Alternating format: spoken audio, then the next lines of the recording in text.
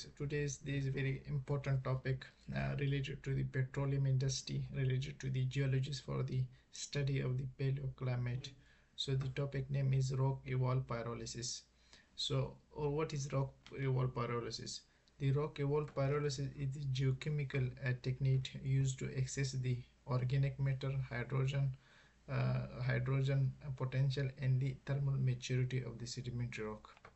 This technique is firstly developed in France in 1970, in which they powder the sample and they heat it at the controlled environment in which the organic matter convert into the different molecule, and by different molecule they convert into the carbon dioxide gas. So there is three process in which they measure the value, and by later on they put in the graph and show the Rock-Eval pyrolysis related to the petroleum or potential, that is there petroleum potential is there or not.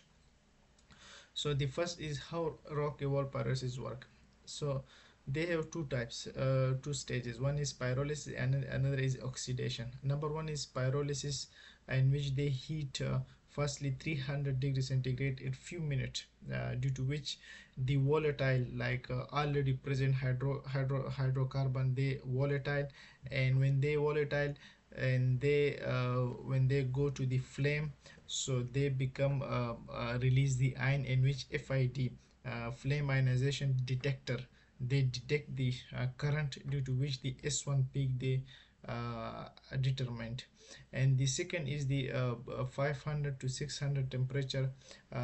By continuously giving the heat, the kerogen break into the molecule, and the oil which are already present in the rock sample, which are not generated up till now, so they now generated the oil and gas, and they detected this peak, which is S2 peak, and my maximum S2 peak is the Tmax temperature. And after that, when the carbon dioxide released from the oxygen bearing organic compound in the organic matter, so they detect the S3 peak. So three peaks, S1, S2, S3 peak, they detected. So I will be show the also the next video how this process is work. You can see from the this 3D model. Later on I will first explain, then you can see in next part 2 video the 3D model how it was working. The stage 2 is the give the oxidation, or giving the oxygen, because carbon is present, a remnant of the organic matter, and when they give the oxygen they release more and more carbon dioxide, which is 4 peak and TOC are determined. You can also see in later on this 3D animation. So we what we say, we firstly determine S1 from free hydrocarbon, S2 from kerogen cracking, S3 from carbon dioxide release, and S4 from the residual oxidation, in which stage 2 giving the oxygen, and Tmax from the S2 high peak. So these three S1, S2, S3, S4 at Tmax, we determine. So what will we do? So you can also see we determine these three, S1, S2, S3, and S4. So we put in the graph, which is the graphical output interpretation. So firstly, when we plot, so it give you type 1, type 2, type 3, type 4 kerogen. What is the value? If there is high HI, so it will be here, and low OI, so it will be here. So you can also see how OI and HI, hydrogen index and oxygen index, can be determined. So if the value is here, so it means that oil prone zone, very rich in oil, in the environment is the fresh lake algae, is the origin of this hydrocarbon. If there is medium HI and OI value, so the graph will be put the value in here, in which oil and gas both are present, in which this is gas and this is oil, and the plant will be, the environment will be terrestrial plant, paleoclimate, and in the last type 4, which shows the residual carbonaceous material where no hydrocarbon is present, but in type 3 there is gas is present, and this gas is present is primarily a natural gas. in which the OI is more and low HI value. So you can firstly the graph output is type 1, type 2, type 3, type 4, in which you see the oil in gas and the residual carbonaceous material deposit, and also you can see the what is the paleoclimate of the this rock sample organic matter. Another these four diagram which you can see the petroleum is there poor, excellent, good, fair, or which type of organic matter is present, the source rock, which is the and also they show the reservoir quality.